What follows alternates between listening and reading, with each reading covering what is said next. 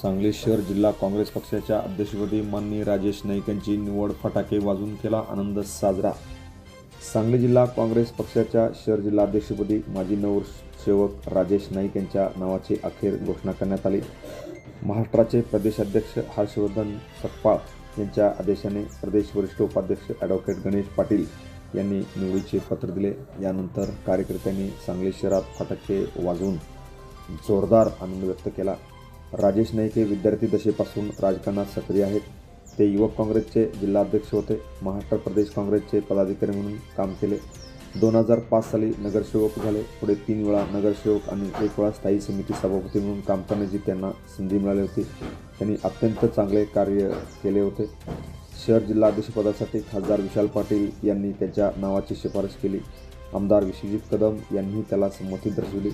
पृथ्वीराज पाटील यांनी भाजप प्रवेश केल्यानंतर काँग्रेसचे शहर जिल्हाध्यक्ष रिक्त झाले होते।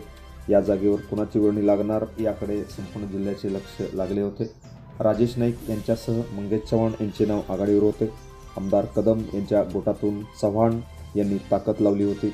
खासदार पाटील यांनी नाईक यांची शिफारस केली होती। या पदावर ज्येष्ठ माजी नगरसेवक नेमला जाईल असे विश्वजित कदम यांनी सांगितले होते। या शर्यतीत राजेश नाईक यांनी बाजी मारली आहे। यावेळी बोलताना कार्यकर्त्यासमवेत राजेश नाईक म्हणाले, मी काँग्रेसचा प्रामाणिक कार्यकर्ता आहे। एका सामान्य कार्यकर्त्याला या पदावर संधी देऊन पक्षाने सन्मान केला आहे।